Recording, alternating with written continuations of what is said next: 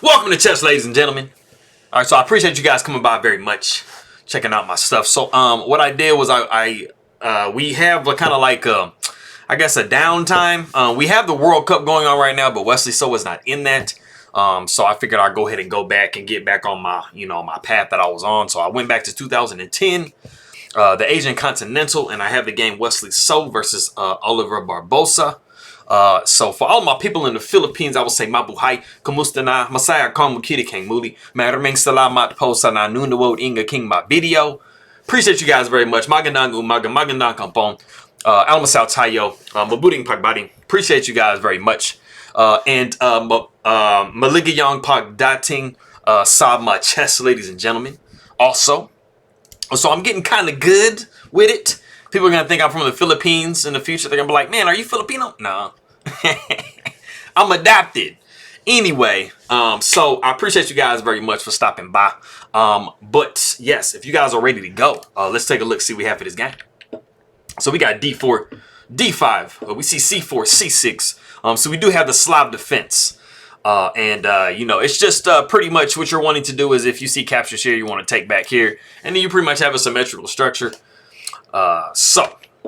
And then also one of the points behind the Slav as well is if you can actually get a 6 in, you can actually take here and you can definitely kind of have a chance of holding on to the pawn get bishop to b7. If you can achieve this, then you pretty much have just won a pawn. So white's goal is to not allow black to do that.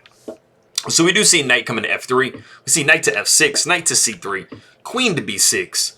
We see e3, bishop to g4. We see h3, bishop takes f3, queen takes f3, and then we do see e6, and then we actually have g4. Hyper aggressive, just literally trying to knock this knight away, not really worrying about your king being stuck in the middle like a g.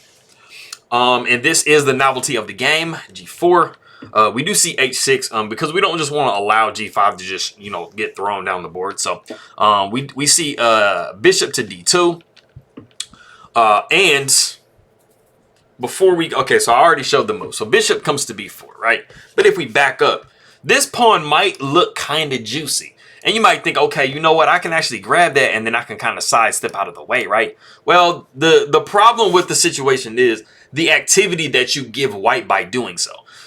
So if we actually went into that, queen would take b2, and then you would have rook to b1, queen either to c2 or a3, and then rook taking on b7. And as you can see, this early in the game, you've already gotten the rook on the 7th rank, and if you can successfully push this knight away, you have some real threats coming here on the f7 square, because you guys know it is very tender. So you definitely, it's not an equal pawn trade to go into. So bishop does come to b4. We are trying to get rid of that knight. If we can get rid of the knight, then the rook is not defended as well. So we do see bishop to d3. We see knight b to d7. We see h4, and we're just like really pushing this home. Like, I mean, I guess the king is gonna like live on e2 or something. Like, I mean, that's what you think. But we have e5, c5, knocking that queen back. We see queen back to d8. We see bishop down to c2. Queen over to e7, and then we actually do see castles long by white.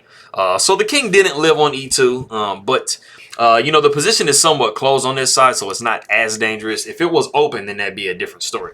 If black had some files and stuff to be going down, then it'd be a little different. So we do see castles long by black. We see a3, bishop takes c3, bishop takes c3. And then we do see e4, just closing the position. As you guys notice, white has double bishops, black has double knights. So black does want the position to be closed. They don't want the position to be open, because then these bishops are going to have like a lot of influence on the position, or they're going to reposition themselves and have some type of like, long range capabilities.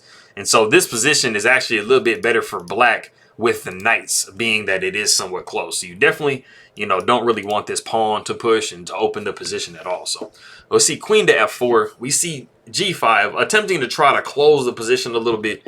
We see queen back to g3. It was actually legitimate here to take on g5. It pretty much just, it equals out. I mean, it's pretty much the same thing as what we saw before. Pawn taking g5, queen taking g5, and you actually see rook h to g8. and then queen to h4, and then you do get your pawn back with rook takes g4. So, I mean, it pretty much ends up being about the same thing either way. But we do see queen down to g3, you know, trying to give black the opportunity to capture here, and then you can just kind of double stack your pieces against this backward pawn. So we do see h5 trying to get rid of that situation. We do see bishop to a5 because why not threaten checkmate? I'm always saying, like, literally, if you can threaten checkmate, it is a one-hitter-quitter situation. Like, you have to respond to a checkmate threat. Unless, you know, of course, your opponent has checkmate set up already and you just drop mate one. So we do see b6, pawn takes b6, pawn takes b6. We see bishop back to b4, getting a nice little tempo on this queen, asking it where does it want to go. You know, if it does go on the light square, you definitely do have some penetration here with the queen. So the queen does come to e6 to make sure that we don't have any of that. Pawn takes g5. We see knight takes g4. So this is actually a nice little square for the knight to go to. We do see rook d to e1. We see queen over to f5. So, you know, this is definitely a weakness in white's position. So black is just trying to exploit that. So rook h comes to f1. We see queen to f3. And then we have actually reached a point in the game that if you do want to pause the video and find the super accurate move that Wesley so found in this position, go ahead and do so.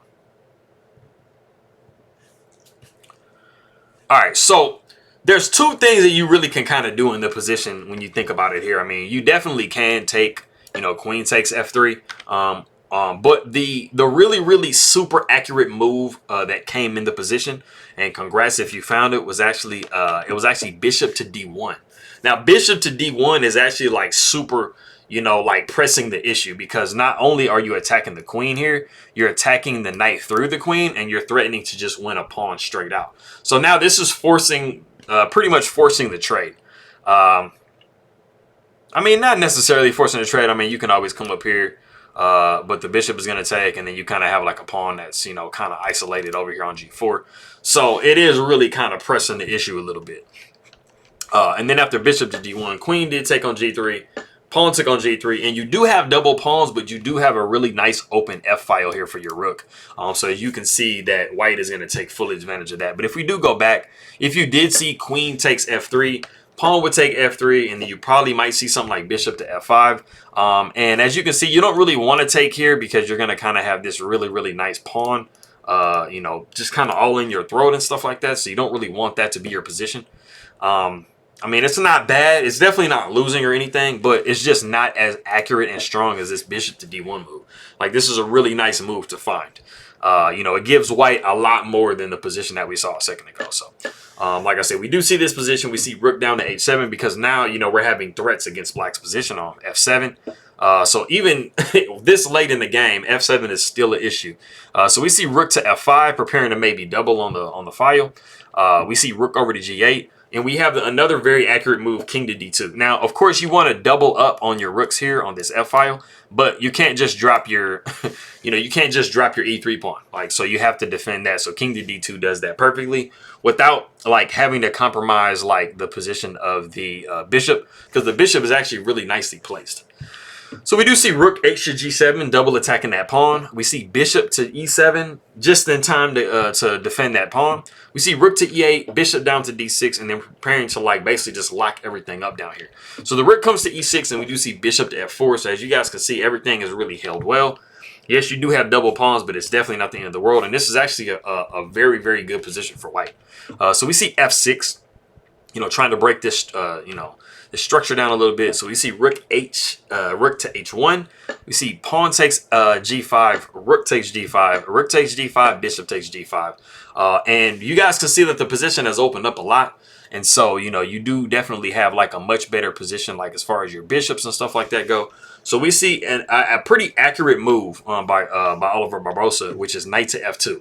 Now, you're attacking the rook, so now you're pretty much having to move this rook. But more importantly, you're going to be grabbing a bishop off of the board, which the position is still very good for white. But, you know, it's really beneficial for you to get this bishop off the board, because you definitely don't want two bishops just roaming around the board in an open position, because it's pretty bad. So the rook takes on h5, knight takes d1, you have king takes d1, rook to g6, you see bishop back to f4. So as you guys can see, there is really no way that black can really penetrate white's position. I mean, there's a file here, that's closed now because of the bishop. This rook has this file, and then there are no other open files on the board. So white is doing a good job at kind of keeping black out of their position. The rook comes back to g7. We see a4. King comes to b7.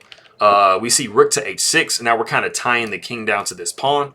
The knight comes back to f8, and we do see b4. We're prepared to follow, like, you know, meet b5 with a5. And then we have a pretty locked structure over here, but we do have a passed pawn on the a file. So, you know, that's pretty good. So we see g6, knight to g6, and we actually see bishop to d6 because we don't really, I mean, it's not bad to trade the bishop off, but I mean, it does give black a little bit more activity than they really need to have. Like, so, you know, if you were to get into a situation where, like, maybe let's say you move like king e2, knight took f4, pawn took f4, rook down to g2 is checking, and king to e1, stuff like that. I mean, white is still clearly winning this position, but I mean, you've kind of given, you know, black the ability to, you know, kind of start, you know, trying to get up some type of counterplay situation. So, like I said, we do see bishop to d6, avoiding that trade. We see king back to c8. We see b5. Pawn takes b5. Pawn takes b5. We see king down to d7.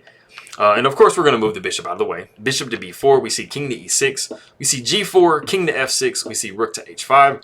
And now we're just putting a nice little threat on this pawn over here. So we defend it by knight to e7. Rook comes to e5, and now we're double attacking this.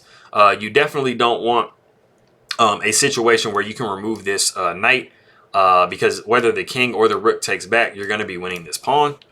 And so you're going to be, you know, so that's just too good. So we actually see rook, we actually see knight to c8. And now we do take the pawn on d5, but then black is able to take the pawn on g4. But you are up an entire pawn, and you do have a bishop versus a knight in an open position. And that is just really beneficial for white to have. Plus, this knight is looking a little bit trapped. So we do see rook to d8. We see rook down to g1, king to c2, rook to g2, king to b3. Knight comes down to a7. Rook to d7. We see knight takes b5. We see king to c4. So now the rook down the knight is completely trapped. We do see rook to e2 because, I mean, you're going to be losing your piece, so you might as well play as actively as possible. So that's what we're doing here. So we see king takes b5, rook takes e3. We see rook to e7. We see rook to e2, and then we see d5. And it is actually in this position that Barbosa does resign the game. And this is just a real picturesque position to be looking at because you literally have everything that you want in this position as white. You have the queening square for the pawn, double protected with the rook and the bishop. You have a situation where this rook is always going to be protected. Because once you push, I mean, this bishop is holding it for now, but then once you push pawn, even though it technically cuts off the connection between the bishop and the rook, the pawn has basically taken over the job of the bishop. And then once it moves, the bishop just resumes protecting the rook. So this rook is basically just like planted on this square forever. And then once it, you know, once you get a queen on d8, you know, that's just, you just have three pieces. Like, and there is never a situation where you're going to be able to force this pawn down. Because like I said, the rook and the bishop are both, you know, they're both protecting that queening square. So it's just completely dominating the position as white. So it's a really nice looking game. But yes, so for all my people in the Philippines, we get these good mornings going. There's a phrase that I'm trying to make sure that I get right. So let's get to these good mornings. So mayang buntag, mayad na agahan, nainbeg na bigat, masanto siya kabuson, marhe na aga, buenos dias, maanyong aga, mapia na uma, kapian kapuno dios, mayapa abak, mayad na aga, mapia gai, mapia kapapita, my big abukla, marja na buntag, marya mainat, maupe na aga, kasan yangan si ilubi. Salam, assalamu alaikum, merci. And I think it's is it Makita? Makita Tayo Mamaya.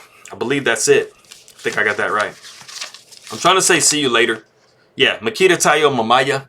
So it says, like, officially it looks like it says let's meet later, but I mean, I was told it was, you know, kind of another way to say I'll see you later. So Makita Tayo Mamaya, a king makaibigan. Meron ming salamat, and I will see you guys next time.